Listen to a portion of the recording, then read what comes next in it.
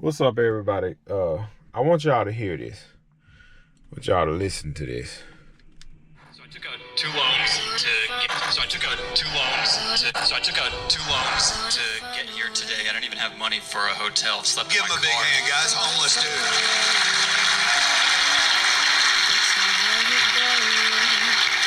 Yes, I've slept in my car the past 2 nights, but I just wanted to show up. So my question is, how do you 10x your mindset to break through that fear of just getting to the next point? The thing you need to start doing is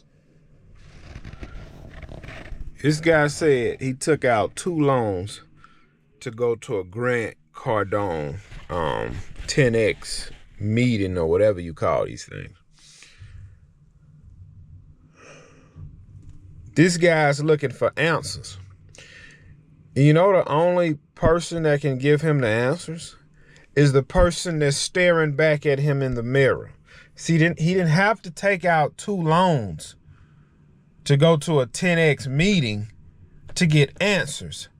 How do you change your mindset? Oh, let's listen to what he said, and I can answer this question for you.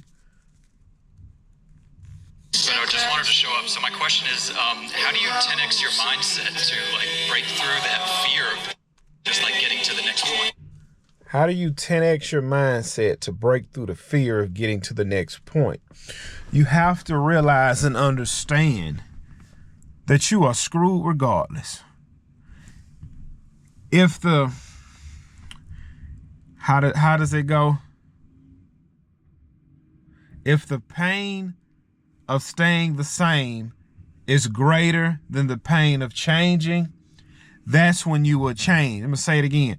When the pain of staying the same is greater than changing, that's when you will make a change. That's when you will make your breakthrough. Listen, I've read countless of motivational books, countless of books from business owners. And 99% of those books revert back to the Bible. Even if you don't want to read the Bible, everything comes from within. Yes, the pep rally was get us hyped up for the football game. Yes, you can listen to motivational music when you're working out, but it all comes from within. You don't need a coaching call. You don't need a book. The only thing that you need is self-will, dedication, and whatever it is you're trying to do, you can go up through there and do it. It boils down to you. How much of you are you? What is your risk tolerant level? It's already telling me that your risk tolerant level is high because you're willing to take out a loan and sleep in a car to ask Grant Cardone a question. This is not about Grant Cardone. This is about you. This is about you. Let's listen to what else he said. I wanted to show up. So my question is, how do you 10x your mindset to break through that fear of just getting to the next point? the thing you need to start doing is collecting money. He said the thing he needs to start doing is collecting money. Of course he needs to start collecting money. So your mind's not your problem, bro. You're sleeping in the car. 99% of the people are true, probably no one else in the room is including myself.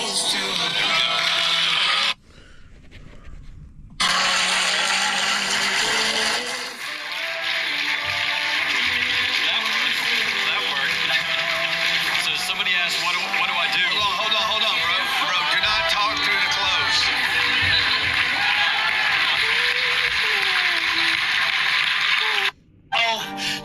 Now, did he get his answer? No, he didn't get his answer.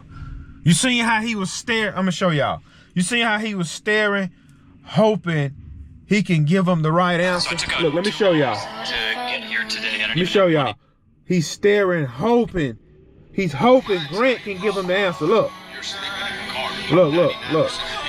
Look. Y'all see that look in his eye? That look right there. That right there.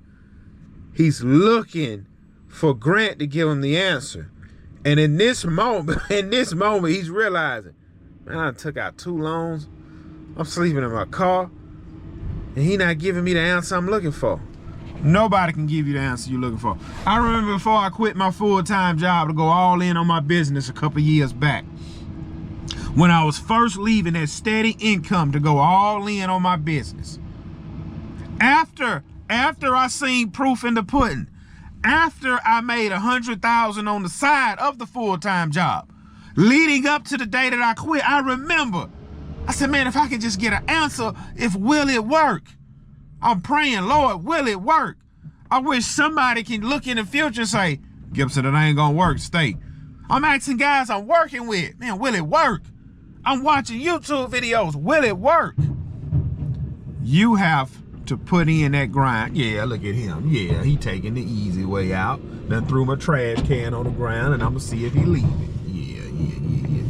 Yeah, he can't see anything. Look at me, he just gonna kick my can, golly. I'm not expecting him to care. He don't care about that job, and I wouldn't care about it either. Nobody else is coming to save you, man. That's what you have to realize is you versus you. Your wife can't help you.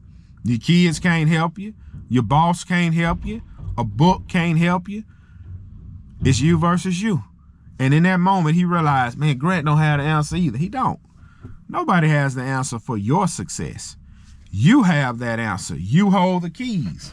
I ain't got my keys. You hold the keys, man. You hold the keys, and you'd be surprised how your life can change in 24 months if you're willing to take the risk. And you're already willing to take the risk because you're willing to take out a loan to go to a Grant Cardone concert when you should have been taking out a loan to start your business. Oh, man, somebody please help them. Help these guys. Help them. Help these guys, man. Grant can't save you. Nobody can. Nobody can. It is you versus you. And a lot of you guys are caught up in your mind that you don't know which way is left, right, up, and down. Fail your way through it. Flip it. Look, I remember I was listen. I wanted to grow my business, right? I said, man, I'm going to do marketing. I believe marketing will work. I spent $4,000 on marketing. And guess what it did? It didn't work. It didn't work. Well, man, did you make your money back? Over time, I made the $4,000 back. This year, I said, man, I got to get my phone ringing more. Maybe I should do marketing. Everything comes with time, Gibson. You keep grinding. You keep putting in that time. Listen, I want to say about a year ago, I made a purchase for my business that I didn't know I could really afford. Been a game changer for my business. So now when I do this, and this, that really worked for my business. You get to cherry pick. So now we can go in 3 years into the future and I can look back at Gibson when he was thinking about not leaving his full-time job because he was making $28 an hour. And you say, bro, will it work? I'm going to say, bro, just do it. Just do it. Just do it. Nobody else has the answer for you. It is you versus you. And I hope you guys win. Listen, we are dying anyway. I heard a millionaire says some people are happy without the money because they picked the right spouse. Oh! Some people are happy without the money because they picked the right spouse. You are dying anyway. I'm dying. You dying. We all dying. Listen. A man could be driving a doggone Maserati and a guy could be driving a 2005 Chevy Silverado. They get into a head-on collision. They both are out of here. They both are standing before the Lord. You're only going to heaven if you're saved. At that moment when you stand in front of God, God, I built up Gibson's Lawn Service to a $50 million company. I had employees. I treated everybody right. And I bought all my workers new boots. I sent all my workers on vacation for their anniversary with their spouse. Lord, I did it right. Okay. I gave to the poor. I gave to the church. I did it right. Okay. Congratulations on doing it right. But you didn't know my son. You died. Now you're going to hell. See, this life, enjoy this life while you're here. Listen, I'm going to give you a tip that'll change your life.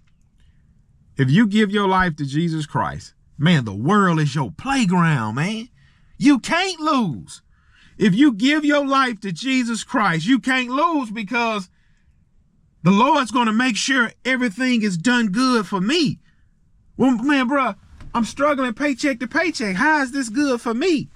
Because in the future, it'll teach you how to manage your money.